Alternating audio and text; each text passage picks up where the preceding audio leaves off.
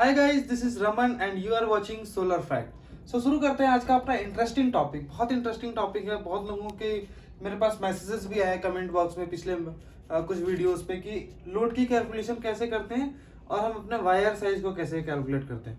तो आज हम कवर करेंगे इस पूरे वीडियो में कि लोड की कैलकुलेशन कैसे करते हैं। सिंगल फेज का सिस्टम हो या थ्री फेज का सिस्टम हो, कैसे वो ड्राइव करेंगे, करंट का फॉर्मूला क्या होता है, उसके बेसिस पे एक 50 किलोवाट का लोड के अकॉर्डिंग उस लोड का करंट कितना होगा वो हम कैलकुलेट करेंगे। तो चलिए मैं शुरू करता हूँ आज का टॉपिक।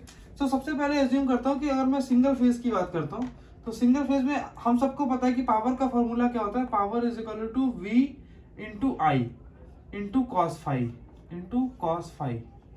जब भी हम सिंगल फेज की बात करते हैं तो वोल्टेज क्या होता है, हमारा फेज वोल्टेज होता है। सो this is your VPH and this is your IPH, phase voltage and this is your phase current.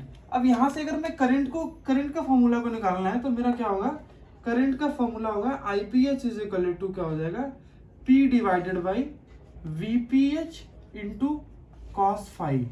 सो ये फॉर्मूला कहाँ से आ गया, ये फॉर्मूला आ गया मेरा करंट का फॉर्मूला आ गया। This is for single phase.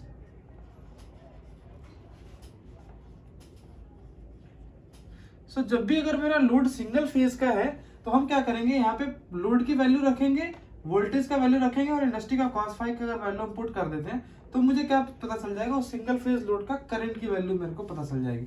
सो ये तो हो गया मेरा सिंगल फेज के लिए।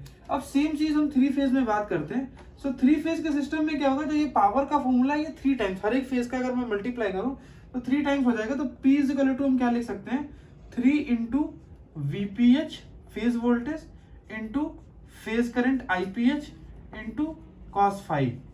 ये मेरा हो गया थ्री फेज के लिए। अब हम एक चीज ये देखिए कि इसमें हम क्या कर सकते हैं, इसको इक्वेशन नंबर 1 दे देता हूं अभी के लिए। अब इक्वेशन नंबर 1 में हम क्या बोल सकते हैं कि 3 को आप क्या लिख सकते हो, 3 को हम ऐसे भी लिख सकते हैं √3 cross √3 into VPH into IPH cos phi. Cos phi is the power factor. अब एक चीज ये देखिए कि जो हमारा स्टार कनेक्टेड होता है, स्टार कनेक्टेड अगर सिस्टम है कोई भी, स्टार कनेक्टेड सिस्टम में क्या होता है कि मेरा जो वोल्टेज होता है, यानी कि मेरा जो लाइन का वोल्टेज होता है VL जो होता है, दैट इज √3 ऑफ VPH।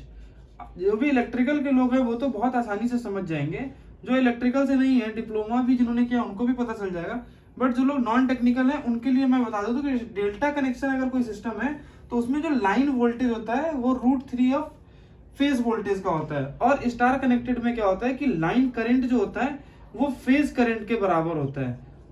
तो लाइन करंट फेज करंट जो होता है स्टार कनेक्टेड कनेक्शन में वो सेम रहता है। और वोल्टेजेस की बात करूं तो लाइन वोल्टेज जो होता है √3 ऑफ फेज वोल्टेज होता है। अब मुझे क्या होगा कि जैसे ये इक्वेशन 1 और 2 को हम क्या करेंगे, इस वाले इक्वेशन में पुट कर देंगे। सो इक्वेशन नंबर इसको A मान लेते हैं। सो इस A इक्वेशन में हम क्या करेंगे, इक्वेशन 1 और 2 की वैल्यूज को पुट करेंगे।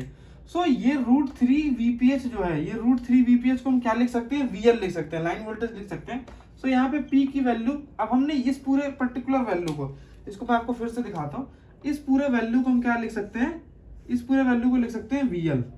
सो अब हम यहाँ पे क्या लिखेंगे, √3 VL इंटू IPH को हम क्या लिख सकते हैं, IPH को IL भी लिख सकते हैं, line current. So this is IL and into cos phi.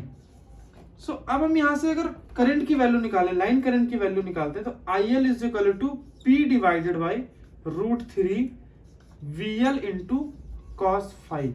ये फॉर्मूला मेरा क्रिएट हो गया। ये फॉर्मूला मेरा हो गया थ्री फेज सिस्टम्स के लिए। इस फॉर्मूले को हम क्या बोल सकते हैं, ये फॉर्मूला मेरा आ गया थ्री फेज सिस्टम के लिए।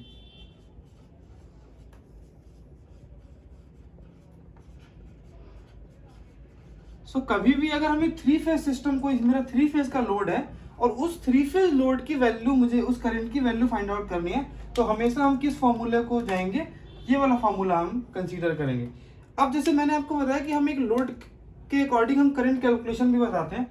इसको एक सिंपल ऐसे समझिए, एक कैलकुलेशन पकड़ता हूं मैं, न्यूमेरिकल एक क्वेश्चन पकड़ता हूं कि मेरा एक 50 किलोवाट का एक लोड है। सो मुझे 50 किलोवाट का लोड का करंट कितना होगा। जैसे समटाइम्स क्या होता है कि हमारे घरों पे मान लीजिए मेरा 5 किलोवाट का लोड है, 10 किलोवाट का लोड है, 15 किलोवाट का लोड है, वैसे ही कंसीडर करता हूँ कि एक मेरा 50 किलोवाट का लोड है और ये लोड जो है ये थ्री फेज का लोड है। लेट्स से ये थ्री फेज का लोड है और cos फाई पावर फैक्टर मेरा उस इंडस्ट्री का 0.8 है। ये पावर फैक्टर की वैल्यू हमें कहां से मिलती है? ये हमें हमारे इंडस्ट्री से पता चलता है। इंडस्ट्री से पता चल जाएगा आपको कि पावर फैक्टर की वैल्यू क्या है। अब मुझे क्या करना है? अब मुझे यहाँ पे फाइंड आउट करना है करंट की वैल्यू। मुझे क्या करना है? आई की वैल्यू, IL की वैल्यू मुझे फाइंड आउट करनी है। तो अभी जैसे मैंने आपको बताया कि IL का फॉर्मूला क्या है? IL is equal to P divided by √3 VL into cos phi. So three phase system में क्या होता है? जैसे मैंने आपको बताया, थ्री फेज सिस्टम में VL लाइन वोल्टेज क्या होता है? लाइन वोल्टेज होता है हमारा 415 वोल्ट और फेज वोल्टेज क्या होता है? 230 वोल्ट।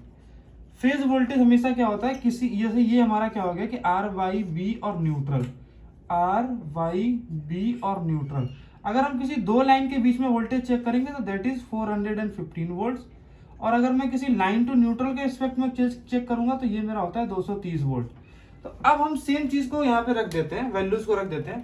सो पावर मेरा कितना आ रहा है? P की वैल्यू मैंने कितना बताया? 50 किलोवाट। वैल्यूज भी लिखते जाएंगे, divided by √3 into VL। VL is the line voltage. Line voltage three phase के लिए क्या होता है? 415। 415 इंटू कॉस फाई। इंडस्ट्री का पावर फैक्टर मैंने कितना बताया? 0.8। सो यहाँ पे 0.8 लिख देंगे। अब ये क्या है? 415 इज वोल्ट है तो यहाँ पे V लिख देंगे। अब मैं इस किलो वॉट को क्या लिख सकता हूँ? KW को क्या लिख सकता हूँ? 50 मल्टीप्लाइड बाई किलो के लिए मैं 1000 से मल्टीप्लाई कर दूंगा। वॉट को क्या लिख सकता हूँ? Volt into ampere divided by √3 into 415 into 0.8 and this is V। अब यहाँ पे क्या होगा? V से V मेरा कट जाएगा। सो यहाँ पे क्या हो जाएगा? ये मेरा V से V कट गया और मैं जब इसकी कैलकुलेशन करूंगा तो क्या आएगा? 50,000 डिवाइडेड बाई 575.024।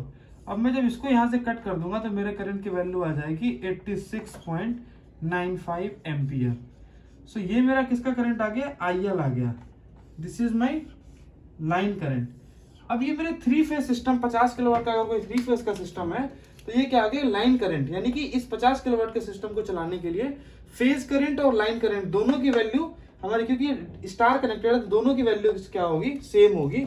सो हम यहाँ से एक चीज ये भी कह सकते हैं कि IL is equal to IPH is equal to 86.95 ampere for 50 kilowatt load having power factor 0.8।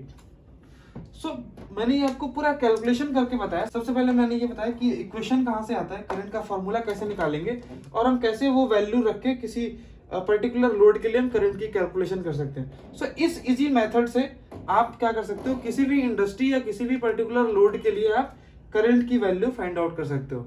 So thank you for watching this video. ये वीडियो आप लोगों के लिए इंफॉर्मेटिव रहा होगा और ऐसे ही इंफॉर्मेटिव वीडियो को देखने के लिए हमारे चैनल को सब्सक्राइब करिए, लाइक करके हमें बताइए कि ये वीडियो आपका कैसा लगा और फ्यूचर में किसी नए टॉपिक पे आप वीडियो देखना चाहते हैं तो प्लीज हमें कमेंट करिए।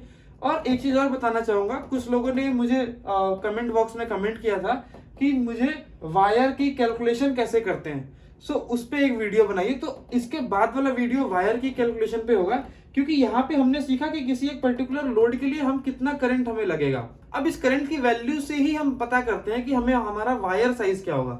सो नेक्स्ट वीडियो हम वायर साइज पे बनाएंगे। सो अगर आप और भी कोई वीडियो देखना चाहते हैं किसी टॉपिक पे तो प्लीज मुझे कमेंट करिए। And thanks for watching this video. Thank you.